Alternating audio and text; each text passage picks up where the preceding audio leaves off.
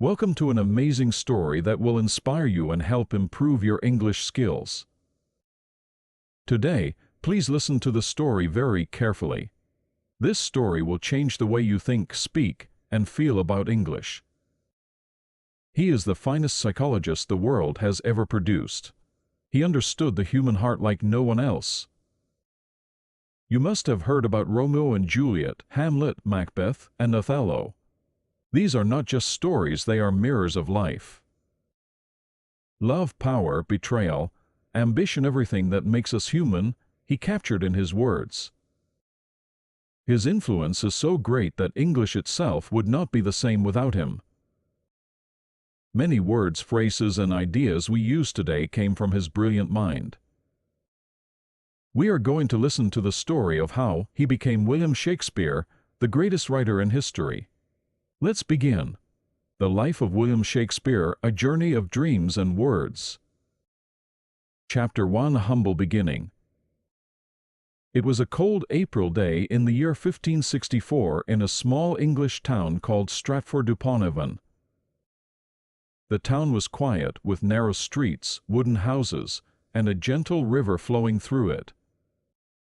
In one of these houses, a baby boy was born. His parents, John and Mary Shakespeare, held him close, never knowing that their son would one day become the most famous playwright in history. His name was William Shakespeare. Stratford-upon-Avon was not a large or wealthy city. It was a simple town where people lived as farmers, traders, and craftsmen. William's father, John Shakespeare, was a glove maker. He worked hard, making fine leather gloves and selling them in the town market. He was well respected in the community, but he was not rich. His mother, Mary, came from a wealthy farming family. She was a kind and loving woman who took care of her children with warmth and strength. William was the third of 8 children. Their house was always filled with noise, laughter, chatter, and the sounds of everyday life. But William was different. He was curious. He observed everything around him. He listened carefully to how people spoke, how they laughed, and how they cried. Even as a small child, he had a deep love for words, though he did not yet know that this love would shape his destiny. In the 16th century, there were no televisions, phones, or internet. People entertained themselves with stories. Sometimes, traveling actors would come to Stratford and perform plays in the streets. Young William watched in amazement, his eyes wide with excitement. He loved listening to old legends, folktales, and heroic stories from history. Every story he heard fueled his imagination. At the age of 7, William started school. His school was a small, simple building with wooden benches and a strict teacher. There he studied Latin, history, poetry, and literature. Latin was the language of scholars, and young William became quite good at it. He read great stories from ancient Rome and Greece. Writers like Ovid, Plutarch, and Virgil fascinated him, and their words stayed with him for the rest of his life. But William was not just a bookworm. He loved nature. He would walk through the green fields, watch the river, and listen to the birds. He played with his friends, ran through the streets, and enjoyed life like any other boy. Yet, deep inside him, there was something different, a hunger for words, stories, and meaning. Just when life seemed normal, trouble struck. William's father, once a respected businessman, started facing financial problems. He had borrowed money to expand his business, but things did not go well. Soon, the family had less money. They struggled to buy food at times. William saw the stress in his father's eyes and the worry in his mother's voice. He understood that life was uncertain and unpredictable. Instead of feeling hopeless, William observed everything. He felt every emotion deeply. He learned that life had both joys and hardships. This understanding would later shape his plays, which captured the beauty and tragedy of human life. Even as a child, William had a special way with words. He made up little poems and rhymes. He loved to act and play different roles with his friends. But at that time, no one in Stratford-upon-Avon knew that this young boy would one day write the most famous plays in the world. For now, he was just William, a boy with big dreams. But those dreams were about to take him far, very far. Chapter 2: A Young Man in Love. By the time William turned 18, he was no longer a boy. He was a young man ready to step into the world. And like many young men, he fell in love.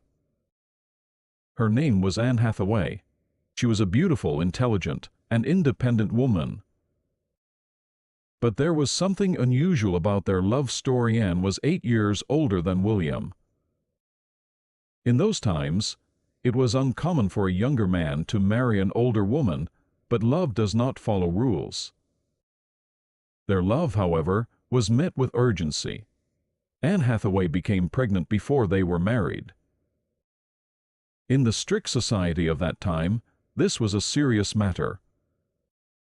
To avoid scandal, William and Anne married quickly in November 1582. William, at just 18 years old, was now a husband. 6 months after their wedding, Anne gave birth to their first child, a daughter named Susanna.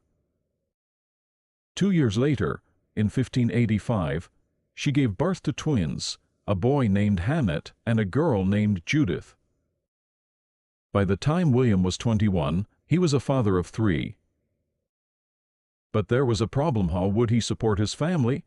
His father's business was still struggling, and William had no stable job. He knew he needed to find a way to make money, but he had no fortune, no land, and no title. He only had his words, his stories, and an unstoppable desire to create. Chapter 3: The Lost Years. From 1585 to 1592, William Shakespeare's life remains a mystery. Historians call this period the Lost Years because there are no clear records of where he was or what he did. Some believe he became a schoolteacher, using his education to teach wealthy children.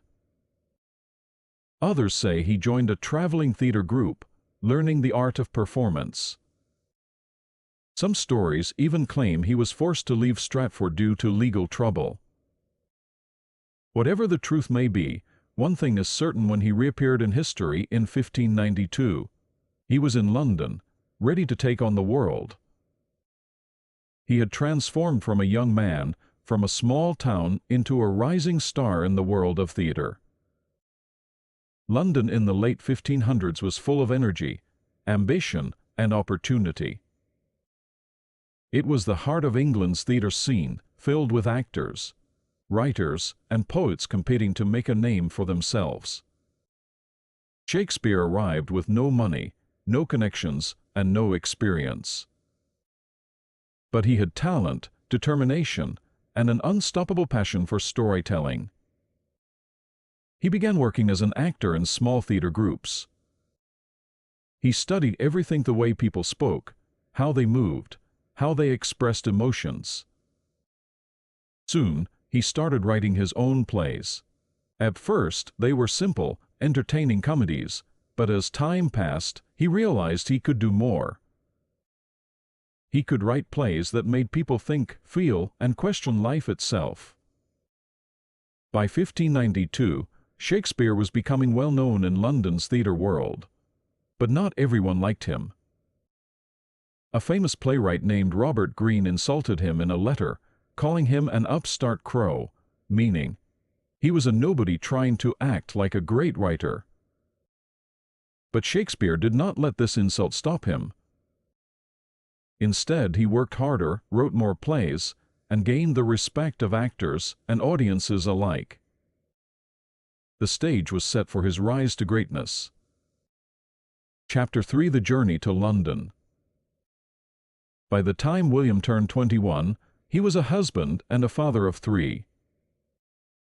But life in Stratford-upon-Avon was difficult.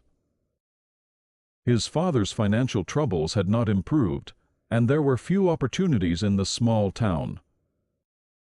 William knew he needed to do something bold. He needed to find a way to support his family, and deep inside, he knew that his destiny lay beyond Stratford. Between 1585 and 1592, historians call this period the lost years because there are no clear records of where William was or what he did. Some believe he worked as a schoolteacher, while others suggest he joined a traveling theater group. Some even say he got into legal trouble and had to leave Stratford quickly. What we do know is that by 1592, William Shakespeare was in London, ready to take on the world. London in the late 1500s was a city full of energy, ambition, and danger. It was the heart of England's growing theatre scene, where actors, writers, and poets competed to make a name for themselves. Theatres were becoming more popular, and the city was hungry for new and exciting plays. William arrived in London with no money, no connections, and no formal training. But he had one thing that set him apart: this words. He began working in small theater groups, most likely as an actor. He observed everything: the way people spoke, how they moved, and how they expressed emotions. He spent countless hours watching performances and studying the great playwrights of the time. And then he began writing his own plays. At first, they were simple, entertaining comedies and historical dramas. But as time passed, he realized he could do more. He could create plays that made people think, feel, and question life itself. By 1592, William Shakespeare was becoming well known in London's theatre world. But not everyone liked him. A famous playwright named Robert Greene insulted him in a letter, calling him an upstart crow, meaning that he was an outsider who was trying to act like an experienced writer. But Shakespeare did not let this insult stop him. Instead, he worked harder, writing more plays and gaining the respect of actors and audiences alike. And soon, his name would be known across England. Chapter 4: The Rise of a Playwright.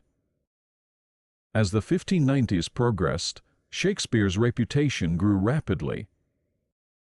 He wrote plays that captivated audiences, blending drama, humor, and deep human emotion.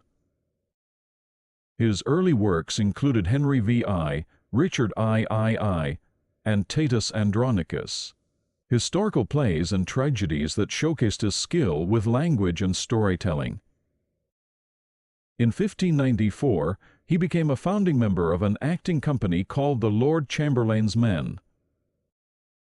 This group performed regularly at theatres across London, and Shakespeare wrote many plays for them. With each new performance, his popularity soared.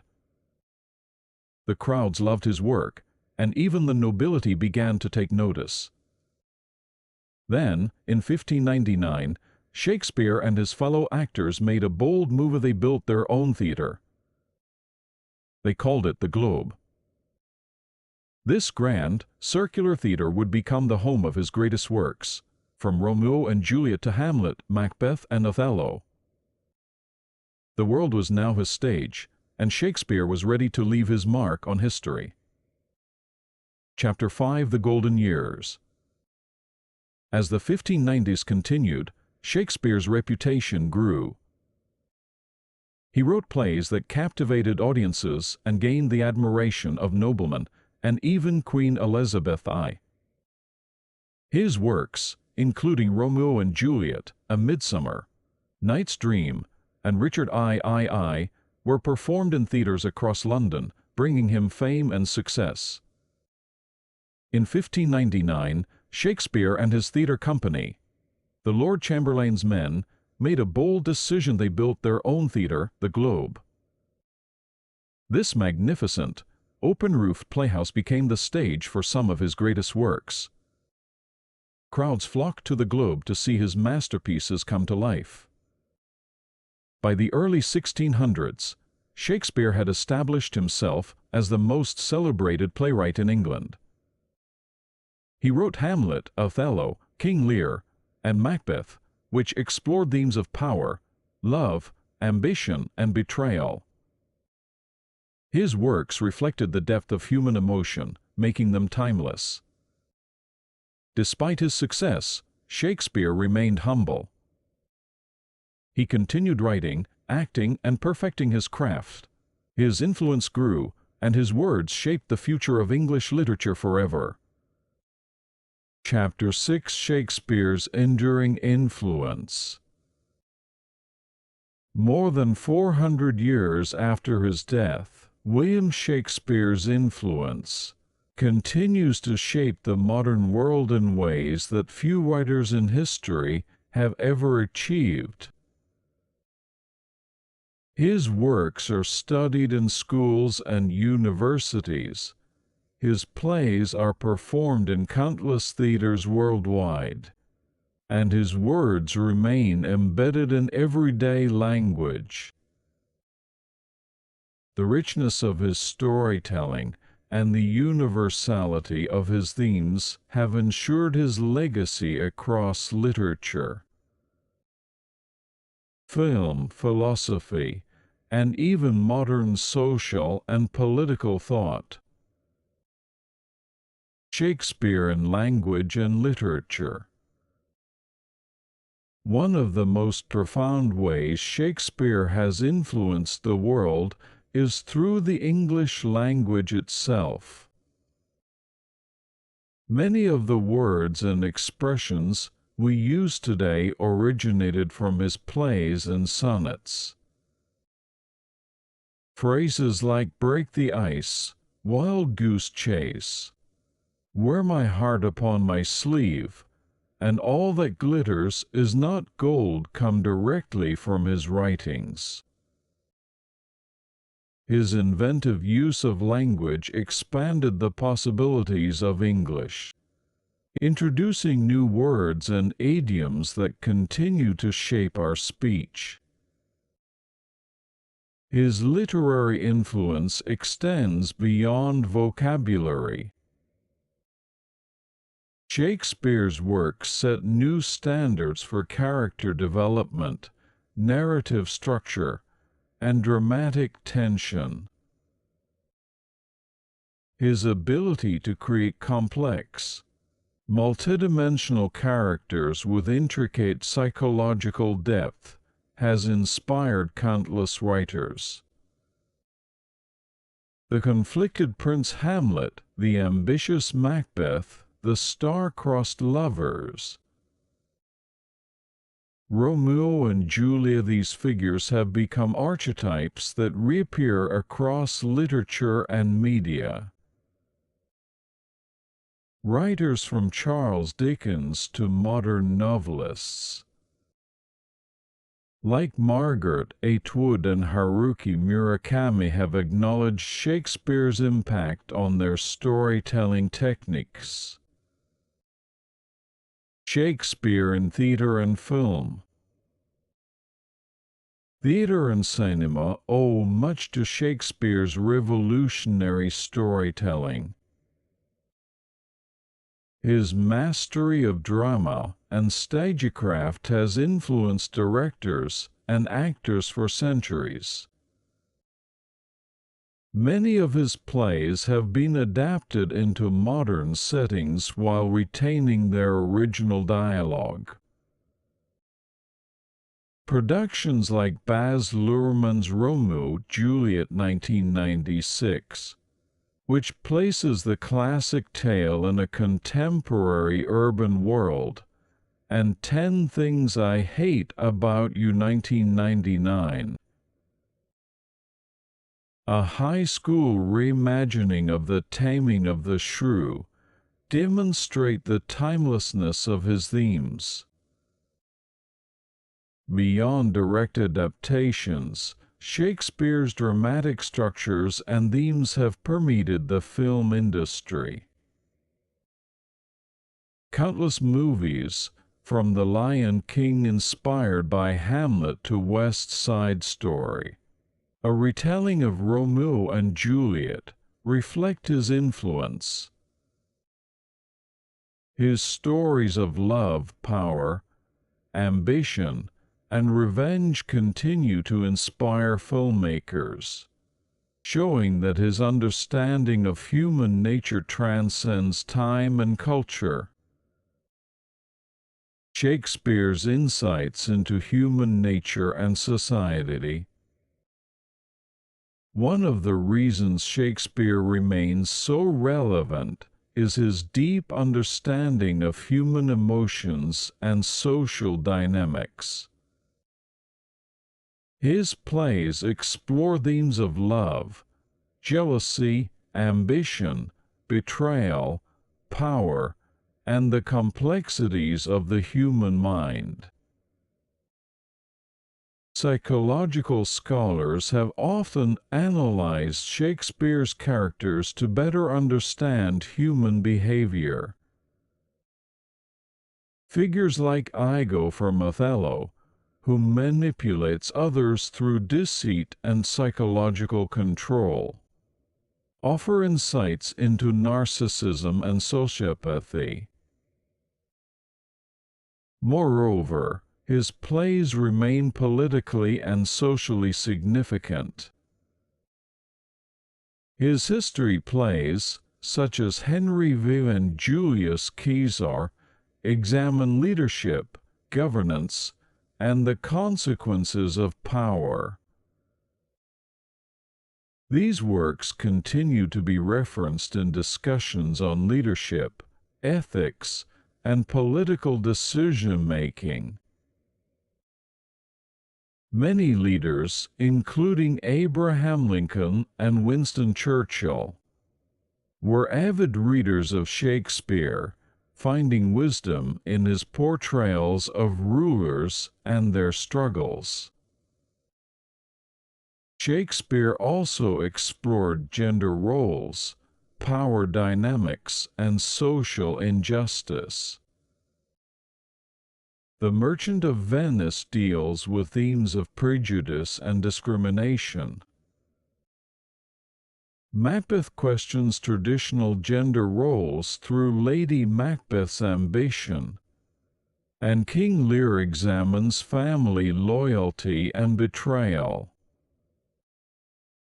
These topics remain as relevant today as they were in the 16th century, sparking discussions in academia and social movements. Shakespeare's influence on education. Educational institutions worldwide recognize Shakespeare's importance in teaching literature, history, and philosophy. His plays are part of standard curricula in many countries, helping students develop analytical thinking, empathy, and appreciation for storytelling. Through his works, students learn about historical events, cultural shifts, and the evolution of the English language. Beyond literature classes, Shakespeare's influence is evident in courses on law, psychology, and leadership. His exploration of morality, justice, and personal responsibility provides rich material for discussions on ethics and human rights. Many universities offer specialized courses on Shakespearean studies, proving his enduring academic relevance. Shakespeare in popular culture. Shakespeare's influence extends far beyond literature and academia. His themes, characters, and phrases appear in television, music, and even video games. Shows like The Simpsons and Doctor Who have made numerous references to his works, often incorporating his characters and famous quotes. Musicians from Bob Dylan to Taylor Swift have drawn inspiration from his poetic expressions, while video games like Assassin's Creed incorporate elements of his historical settings and storytelling. His plays are also frequently performed at festivals and outdoor theatres, such as the famous Shakespeare's Globe in London. The tradition of open-air performances continues, proving that audiences still find joy and meaning in his words. The timelessness of Shakespeare's legacy. What makes Shakespeare truly remarkable is that his works remain deeply relevant to modern life. His ability to capture human emotions, his intricate storytelling, and his exploration of universal themes ensure that each new generation finds meaning in his words. His influence spans across literature, theater, politics, education, psychology, and popular culture, making him one of the most enduring figures in history. Shakespeare's legacy is not just in his texts, but in the countless adaptations, interpretations, and inspirations that continue to emerge. His works remind us of the power of storytelling, the beauty of language, and the complexity of human nature. Whether on the stage, in the classroom, or in our everyday speech, Shakespeare's influence will continue to shape the world for centuries to come. Thank you for listening. Please subscribe this channel and enjoy learning English.